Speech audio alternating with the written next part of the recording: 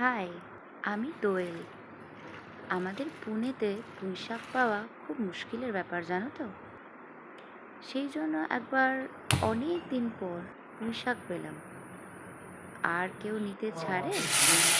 তারপর বাস বেগুন দিয়ে, কচু দিয়ে, যদিও দিনটা মঙ্গলবার ছিল তাই নিরামিষই বানাতে হলো।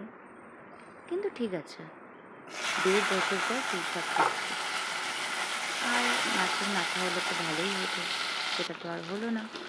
যাক, একটু কুমড়ো নিয়ে আসলাম, একটু কচু, একটু শুকনো লঙ্কা ফোড়ন দিলাম, আর দিলাম একটু পাঁচফোড়ন।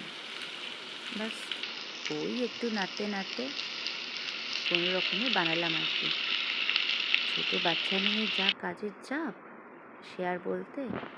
তারপর রোজের যেরকম একটু আদা গুঁড়ো, মানে আদা বাটা, জিরে গুঁড়ো, ধনে গুঁড়ো সব দিয়ে নেড়ে বসিয়ে দিলাম পুঁই শাকের চচ্চড়ি। কী দাম এখানে পুঁই শাকের জানো? প্রায় 200 টাকা কেজি। আমরা তো আমার বাড়িতে কলকাতায় কত কমেতে কিনতাম, মা তাই বলে।